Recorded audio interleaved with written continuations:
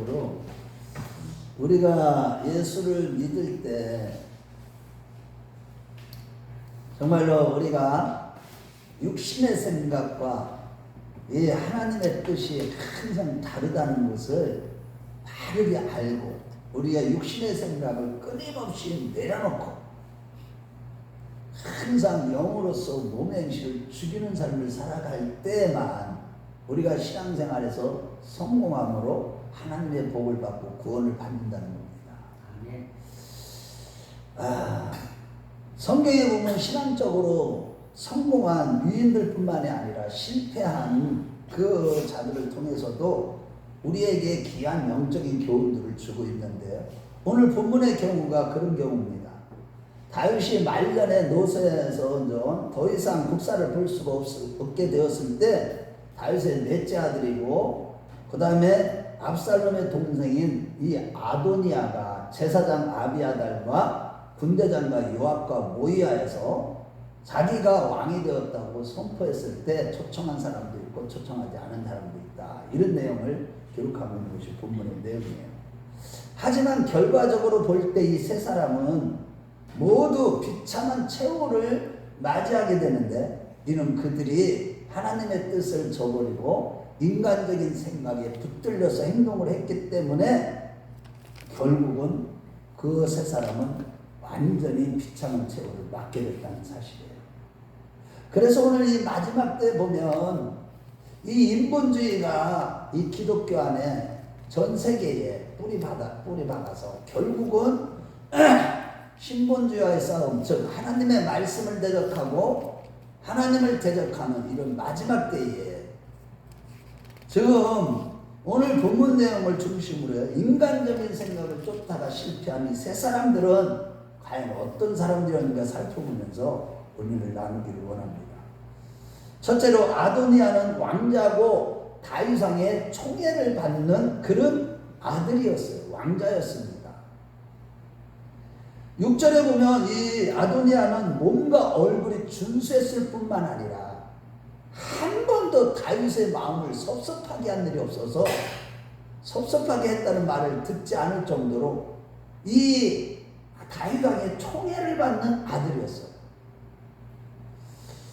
그런데 아버지 다윗왕이 기력이 쇠해졌을 때 그는 인간적인 생각으로 왕이 되려고 모략했는데 이것은 하나님의 뜻을 저버리는 것이고 늙은 아버지에게도 치명적인 충격을 안겨준 사건으로서 다윗왕의 총애를 받던 아들이 한순간에 어떻게 되냐 폐영무도한 자식이 되고 만 겁니다.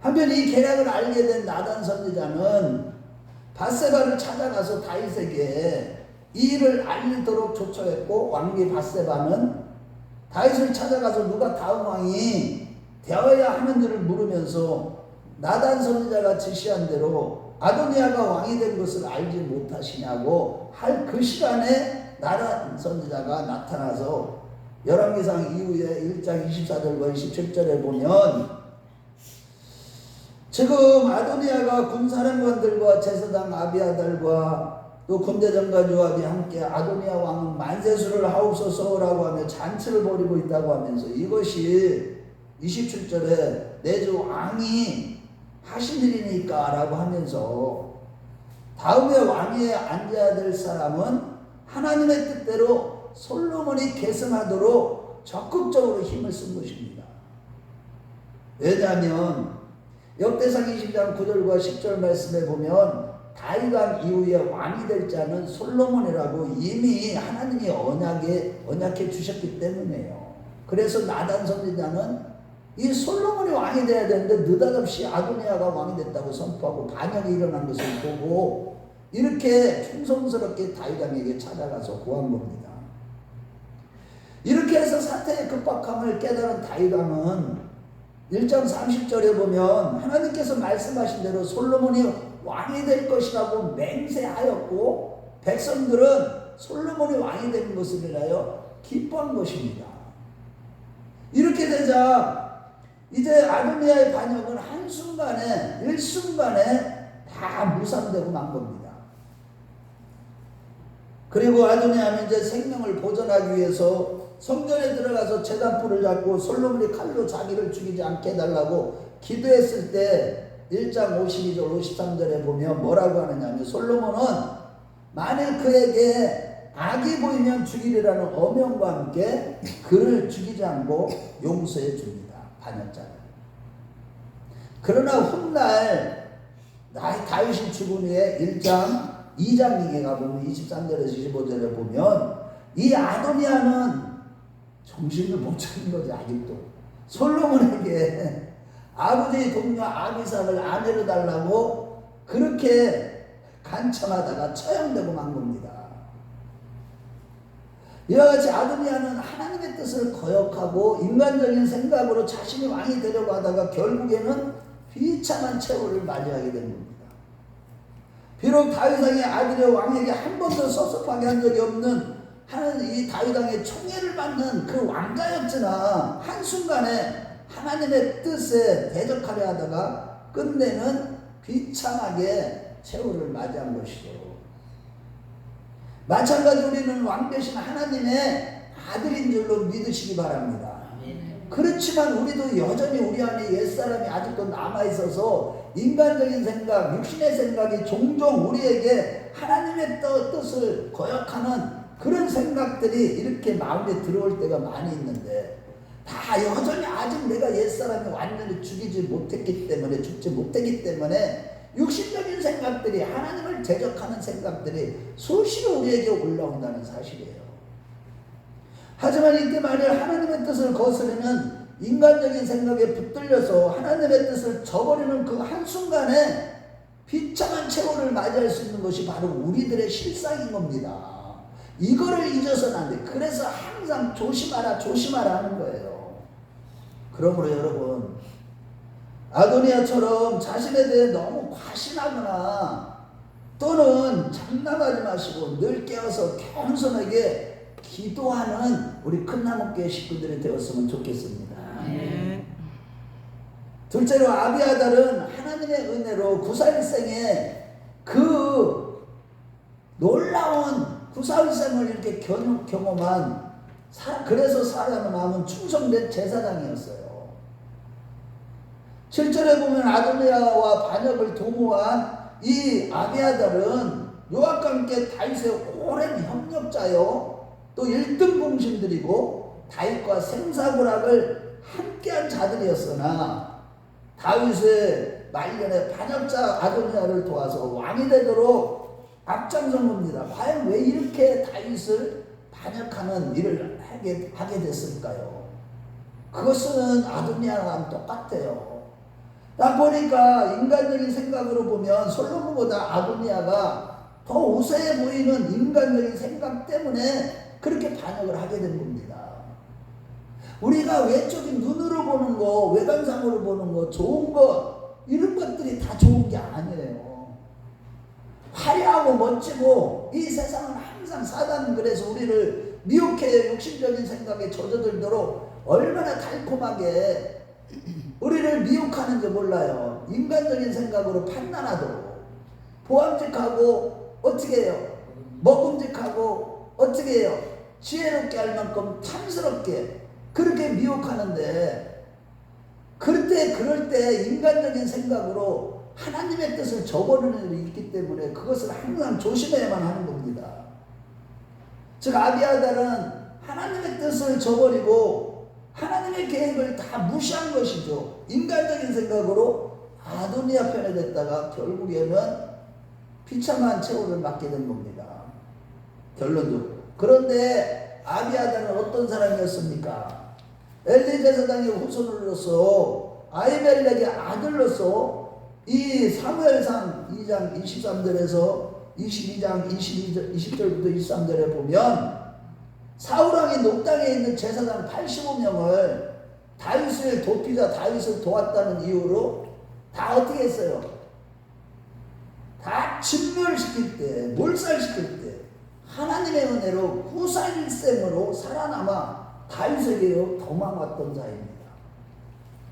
이렇게 하나님의 은혜로 구사일생으로 살아난 이 아비아달은 제사장으로 봉직하면서 하나님께는 물론이고 다윗에게도 충성을 다했던 그런 자였어요.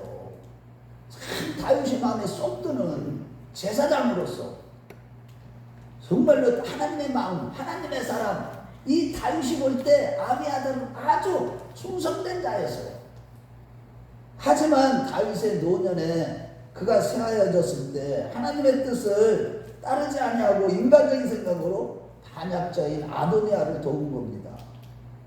그 결과 열왕기상 오늘 본문 이후에 2장에 보면 26절부터 27절에 보면 솔로몬 왕은 아비아달의 죄를 볼 때 마땅히 죽어야 하지만 아버지의 다윗 왕이 사울 왕을 피해서 16년 동안 얼마나 고통스러운 그 환난에 이 고난에 그때 함께했다는 그 이유로 이 당장은 죽이지 않고 제사장들만 파면하고 쫓아낸 거예요. 우리 한번 찾아보겠어요. 열왕기상 2장으로 나가요. 2장 26절에서 27절 한번 읽어봐요. 아비아달에 대해서 어떻게 얘기하는지. 26절에서 27절. 자, 우리 한번 같이 읽어봐요. 자, 시작. 왕이 제사장 아비아달에게 이르되 내 고향 아나돗으로 가라. 너는 마땅히 죽을 자이로되 내가 내 아버지의 다윗 앞에서 주 여호와의 계를 메었고 또 내 아버지가 모든 환난을 받는데 너도 환난을 받았으니 내가 오늘 너를 죽이지 아니하노라고 아비아달을 쫓아내 여호와의 제사장 직분을 파면하니 여호와께서 실로에서 엘리 집에 대하여 하신 말씀을 응하게 함이더라. 그래서 34절 36절에도 보면은 하나님의 말씀이 이거에 썩어져 그 꺼져가는 등불이며 불충했던 이 엘리의 가문의 제사장들을 폐하고 이제 새로운 제사장을 세우려는 예언이 응한 사건으로서 이제 2장 35절에 뭐라고 했느냐면 아비아달은 끝으로 이제 엘리 가문은 다 망하고 이후로는 누가 총독이 제사장직을 수행하게 돼요? 총시가 엘르아살의 자손인 사독 가문이 제사장직을 그때부터 수행하게 된 거예요. 솔로몬 왕 때부터. 이와 같이 제사장 아비아달은 하나님의 은혜로 구사일생을 경험했을 뿐만 아니라 다윗으로부터 다윗에게 피신하는 가운데 아주 하나님뿐만 아니라 다윗에게도 충성을 다했던 그러한 영광스러운 직분을 가진 그런 사람이었으나 지금 하나님의 뜻을 자기 자신을 지키지 못해서 하나님의 뜻을 저버리고 인간적인 생각대로 아도니아를 쫓아갔다가 어떻게 된 거예요? 완전히 쫓겨나고 그 영광스러운 직분을 다 파면당하고 비참한 최후를 맞이하게 된 것입니다. 그러므로 여러분 고린도전서 10장에 바울사도는 우리에게 가르쳐요. 자, 저를 보세요. 선줄로 생각하는 자는 넘어질까 조심하라. 그래서 우리는요 항상 영적으로 늘 하나님이 어떤 은혜를 주셨든지 내가 전에 경험하지 못한 그런 은혜를 경험하면서 내가 영적으로 성숙해 갈 때 그때 항상 조심해서 어떻게 해야 돼? 내 자신이 항상 넘어질까 조심하는 가운데 영적으로 계속 성장해 가면서 끝이 좋은 자가 되시길 바랍니다. 끝이 좋아야 돼요. 항상 성령으로 깨어서 내 자신이 지금 어디에 이르렀든지 그리스도의 장성한 물량에 이르기까지 그 자라가기 위해서는 끊임없이 인간적인 생각과 모든 삶을 즉시 청산하고 단호하게 하나님의 뜻에 끝까지 충성하는 자들이 되었으면 좋겠습니다.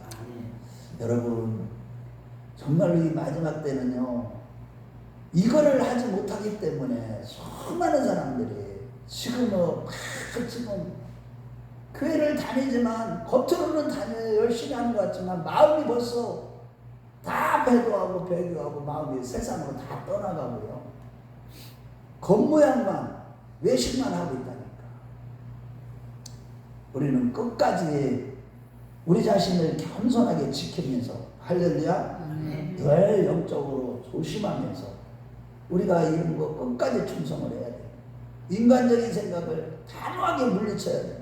육신적인 생각은 우리를 망하게 하는 겁니다. 자, 셋째로 요압은요 다윗의 조카이면서 다윗과 생사를 같이 한 동역자요 동지요 권력자였습니다.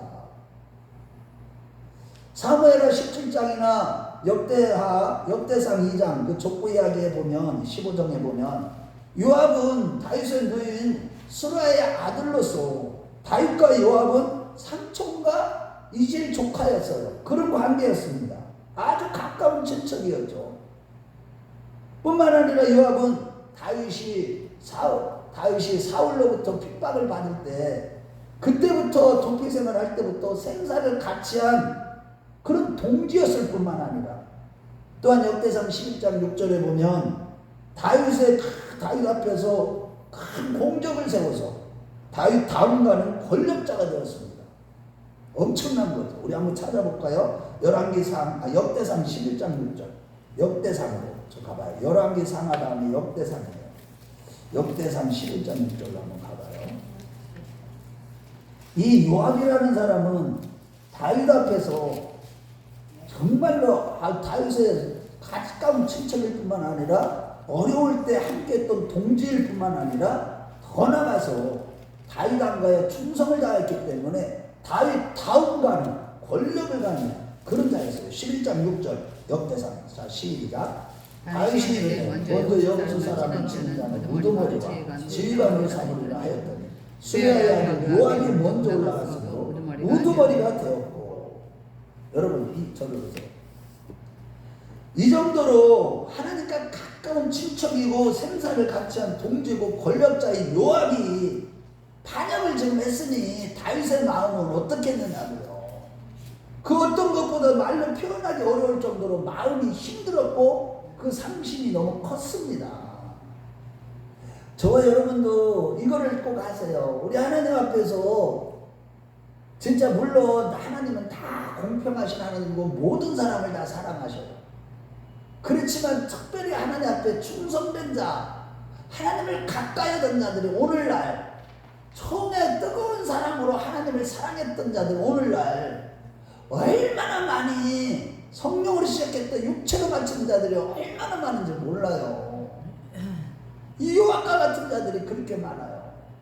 요압이 지금 이렇게 말년에 다윗의 말년에 배신한 이 사건뿐만 아니라 그 이전에도 이미 요압은 3번이나 살인사건을 저질렀는데 이 다윗에게는 정말로 너무나 마음이 아픈 그런 살인사건을 저지른 겁니다.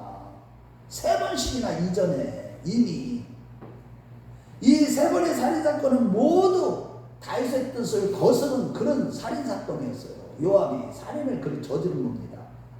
첫 번째는 누구예요? 여러분 기억나요? 성경에서 다윗이 사울의 손자 이스보셋의 군대 장관이었던 아브넬과 이제 평화조약을 맺으려고 아브넬이 찾아왔을 때 그때 이 요압이라는 장군이 자기 동생을 죽였다는 이유로 개인적인 그런 복수심으로 말미암아 아브넬을 암살한 바람에 백성들로 하여금 그 암살이 다윗의 사주에 의한 것으로 오해하게 만드는 거예요. 그래서 사무엘하 3장 38절에서 39절에 보면 다윗은 무섭게 저주하면서 이 요압에게 그러면서도 그를 제어하기가 너무 힘들었기 때문에 신복하게 호소하면서 하나님이 그 악한 대로 갚아주시기를 기도한 겁니다. 집에 가서 꼭 찾아보세요. 사무엘하 3장 38절 39절. 이때 아브넬이 비록 다윗을 죽이려고 한 사울왕의 신복, 충성된 신복이었을지라도 다윗은요 그를 인정해주고 정직하고 진실하게 대해주는 하나님의 속성을 보여주고 있습니다. 그렇지만 이 요압은 인간적인 생각으로 살인죄를 저지른 것입니다. 이에 다윗은 하나님께 그 악한 대로 갚아달라고 기도한 것입니다. 여러분 그러므로 우리는요 인간적인 생각으로요 때때로 우리 주변의 사람들이 우리를 힘들게 하고 악하게 하는 사람들이 있잖아요. 괜히 이유도 없이 미워하고. 그런데 우리는요 악으로 악을 갚으면 안 됩니다. 절대로요. 저는요 여러분들이 성령 충만해야 될 그 거기 있어요. 그런 죄를 못 짓게 하시더라고요. 저는 성령으로 거듭나고 나고 이후부터 첫사랑이 그때부터 악을 악으로 못 갚게 하시더라고요. 이 훈련을 얼마나 많이 받았는지 몰라. 이 다윗은 하나님 아버지의 마음을 품은 아버지의 마음과 합했다는 거예요. 아버지의 그 자비하심이 무궁하시잖아. 악인들에게까지도 그들이 기도하고 회개하면 들어주시고 용서해 주시는 하나님이시잖아요. 그러니 사울왕이 대적이잖아. 그런데 그의 손자 이스보셋의 군대 장관이었던 아브넬이 평화조약을 맺자고 왔을 때 그를 정직하고 진실하게 대어주면서 그 자비를 베풀어주는 이 다윗의 모습을 볼 때 우리에게 신앙생활이 어떻게 되는지를 보여주고 있는 겁니다. 두 번째로 또 살인사건이 어떤 게 있었어요. 다윗 왕의 아들 압살롬의 반역사건이 일어났을 때 여러분들 잘 알다시피 사무엘하 18장 보면 18장 14절 15절에 보면 요압이요 그 아들 압살롬을 다윗이 죽이지는 말라고 그랬어요. 항복을 받아내라고 했지. 그런데도 잔인하게 죽임으로써 다윗에게 극도의 슬픔을 안겨주었을 뿐만 아니라 사무엘하 19장에 가보면요 이 요압은 이 일로 인해서 다윗 왕이 심히 슬퍼하며 울 때 다윗 왕에게 찾아가고 도리어 왕 앞에 나가서 원수가 죽은 것을 슬퍼하면서 신복의 얼굴을 부끄럽게 한다고 하면서 협박까지 하는 거예요. 이 요압이. 이러한 요압의 두 번째 살인사건에서도 우리는요 다윗을 통하여 하나님의 마음을 알 수 있는데 하나님은 비록 하나님의 자녀들인 우리가 심지어 하나님을 대적하는 죄를 지었을지라도 멸망을 원하지 않으시는 그 하나님의 자비하심의 속성을 다윗을 통해서 우리는 알 수가 있습니다. 그 압살롬이 죽었을 때 얼마나 슬퍼하는지 몰라. 압살롬 때문에 자기가 얼마나 고통을 당했어요. 우리도 마찬가지예요. 하나님의 아들이면서도 하나님의 마음을 아프게 할 때가 얼마나 많은지 몰라. 욕심적인 생각 때문에, 옛사람을 죽이지 못하는 것 때문에.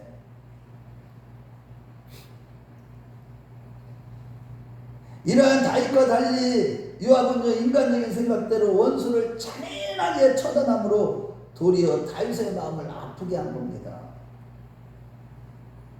우리도 마찬가지예요. 하나님의 자녀들인 우리가요 인간적인 생각 때문에 하나님의 뜻을 올바로 깨닫지도 못하고 심지어 원수들에게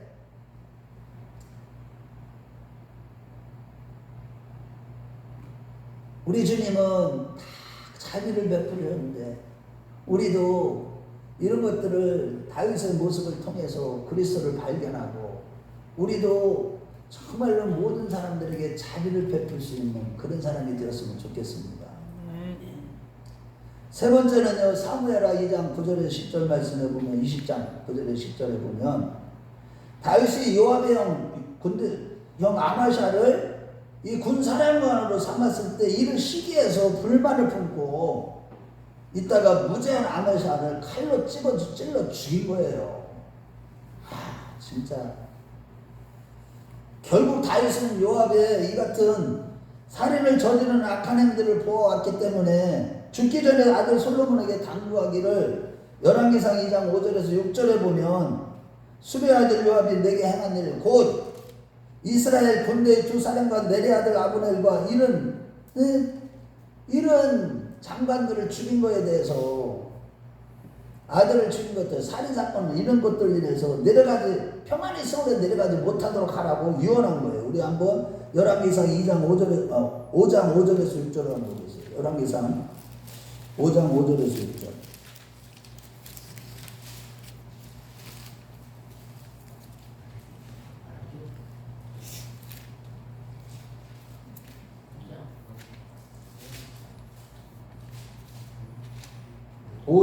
(2장 5절에서 6절) 2장이에요.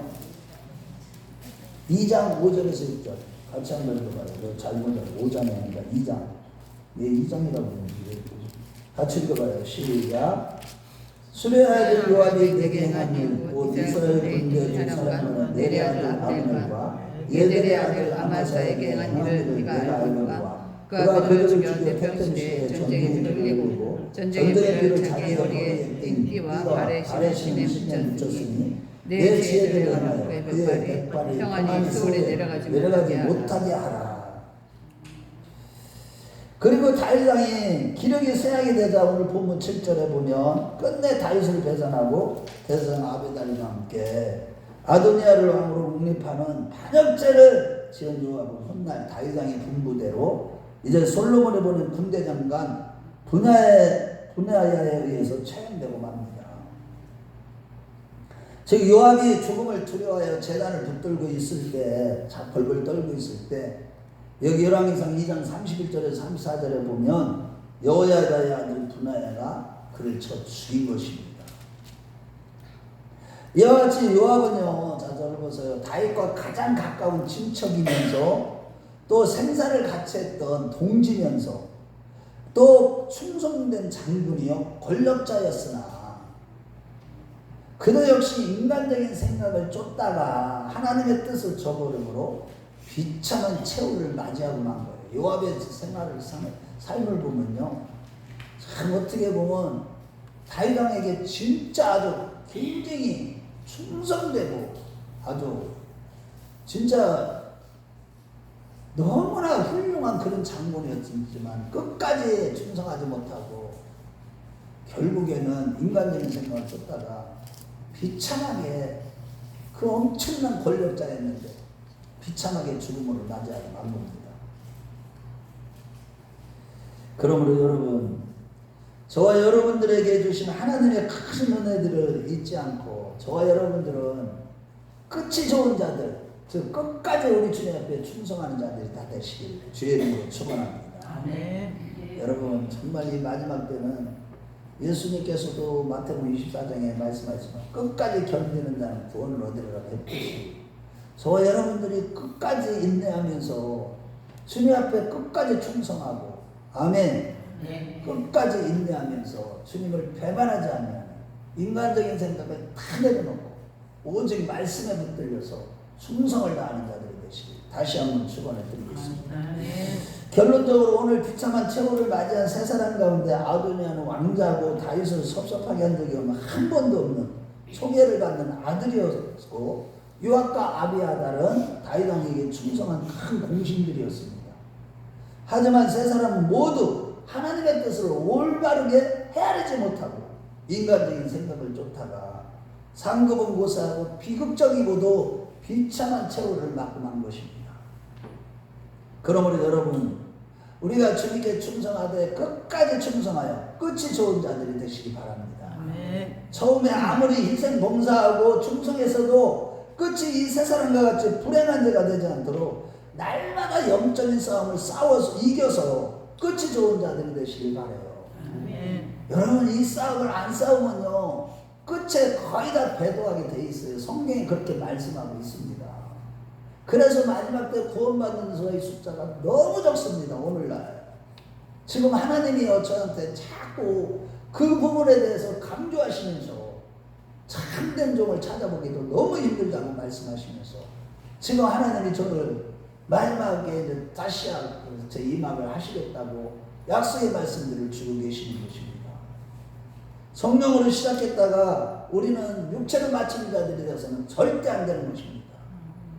요한복음 13장 1절에 뭐라고 그랬어요? 예수님 하나님은 우리를 사랑하실 때 끝까지 사랑하신다고 그랬듯이 우리도 주님께 끝까지 충성해서 성령의 열매를 맺는 가운데 장차 생명의 면류관 여러 가지 면류관들을 받아 누리는 저와 여러분들이 되시길 주의 이름으로 축원합니다.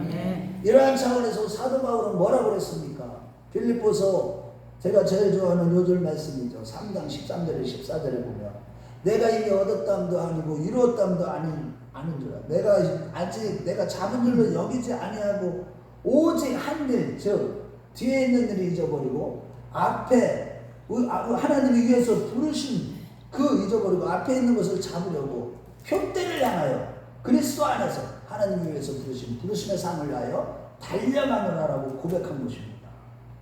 그러므로 여러분 뒤에 있는 거, 그 과거에 내가 얼마나 하나님 앞에 충성하고 행생봉사했다고 할지라도 그 모든 것들을 다 잊어버리고 앞에 있는 것을 잡으려고 표대를 향하여 그리스도 안에서 위해서 부르심을 향하여 끝까지 달려감으로 말미암아 끝이 좋은 자, 즉 그래서 마지막에 반드시 이기는 자리 되시길 주의 이름으로 축원합니다. 아멘.